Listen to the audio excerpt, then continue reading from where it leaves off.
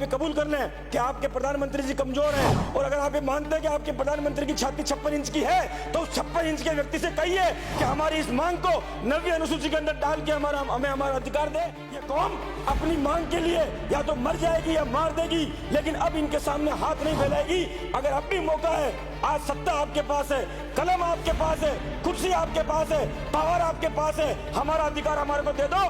हमारी माओं को, हमारी बहनों को, विधवा और उनकी कोख उजाड़ने का काम आपने किया। हमारे हाथ में कलम आए, आप बार बार बंदूक पकड़ते हो।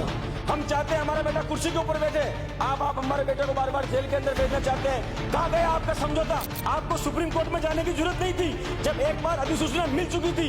बैठ जाओ, अकेले ने बोलो ना। जिस दिन आपकी बहन विधवा होगी, जिस दिन आपकी पड़ोसी के अंदर जो माँ रहती है उसकी कोख सुनी होगी, उस दिन आपको इस दर्द का एहसास होगा।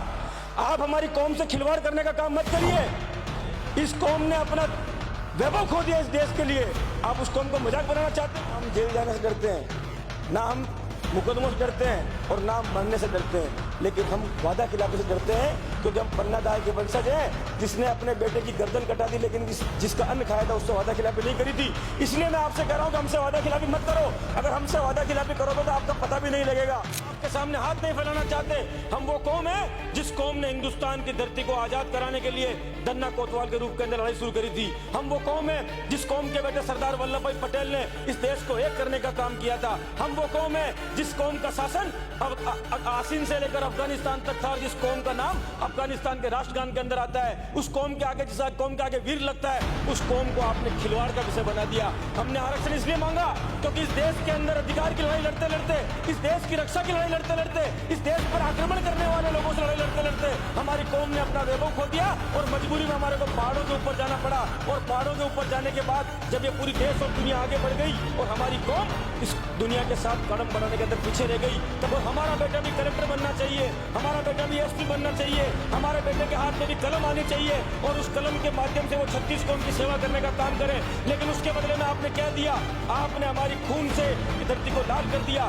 कानून, कोई भी संविधान और कोई भी कोर्ट और ये पूरा तंत्र जनता की सेवा के लिए बना हुआ है। मानव से ऊपर कोई तंत्र नहीं है, और वो मानव आपसे आज न्याय मांगता है। अगर हमारे को देना है तो ओबीसी के अंदर 5% आरक्षण दीजिए वर्गीकरण कर कर, क्योंकि 5 जातियों की संख्या 8% से ज्यादा होती है। हमारी कौम को आप अगर इस तरह दर दर की ठोकर खिलाना चाहते हो तो हमें आपके आरक्षण की भीख नहीं चाहिए। अगर आपके दिमाग में ये गुमान हो कि हम आपके सामने याचना करेंगे या सिर्फ राजस्थान के अंदर पटरियां उखाड़ेंगे, तो इस बात को याद रखना, हमने 72 आदमियों ने अपनी जान दी है। जरूरत पड़ेगी तो 720, 7020 हमारे सिर खत्म नहीं होंगे, लेकिन आपके हथियार खत्म हो जाएंगे। इस कौम के साथ अन्याय करना बंद कर दीजिए। मैं आपसे मांग करता हूं, किसने कहा आपको कि सुप्रीम कोर्ट के अंदर ले जाकर आप एसएलपी लगाइए?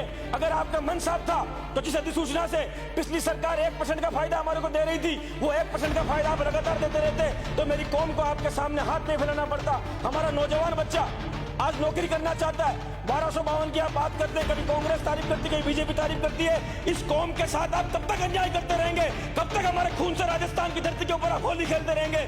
मैं आपसे कहना चाहता हूं, हमको अगर देना है, अगर आपके मन में संविधान के अंदर रह के काम आप कभी बार बार अटका देते हैं कि इस देश के संविधान के अंदर 50% से ज्यादा आरक्षण नहीं दे सकते।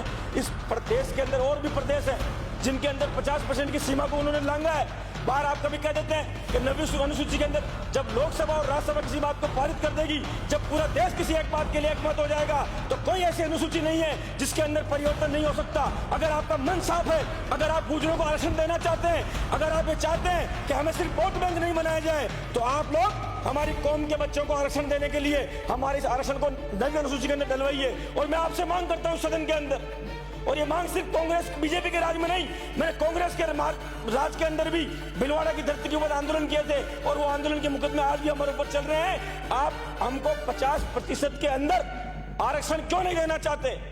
हमारा जब संख्या बल है, गुजर सहित 5 जातियां जो आज आर्थिक रूप से, सामाजिक रूप से, शैक्षणिक रूप से, नौकरी के रूप से, व्यवस्था के रूप से हम हर तरह से पिछड़े हुए हैं, तो हम आपसे मांग कर रहे हैं कि हम हमारे बच्चों को पढ़ने का अधिकार दीजिए, हमें आप इस काबिल बनाइए कि हम लोग नौकरी कर सकें। तो फिर क्यों नहीं आप 50% के भीतर हमको आरक्षण देना चाहते हैं? ये हमारा अधिकार है।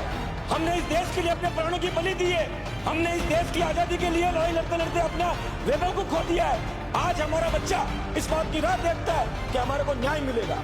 आपने हमारे खून से इस धरती को लाल किया, इसलिए मैं हमसे आपको सभापति महोदय आपके माध्यम से इस सरकार के कानून के अंदर मैं बात डालना चाहता हूं कि आपने जब वादा किया था कि एसबीसी के माध्यम से जो 5% का आरक्षण मिलेगा और जो भर्तियां आपने निकाली, उन भर्तियां आज भी प्रक्रियाधीन है। उन प्रक्रियाधीन भर्तियों के अंदर हमारे बच्चों को आप 1% आरक्षण क्यों नहीं देना चाहते हैं? आज भी जो आरएस जो राजस्थान की हमारी प्रशासनिक सेवाएं हैं, उन सेवाओं के अंदर जब ये भर्ती निकली थी उस समय उसकी विज्ञप्ति के अंदर 5% आरक्षण का प्रावधान था, और आज हमारी कौम के बच्चे को वो आप एमबीसी का 1% भी नहीं दे रहे हैं।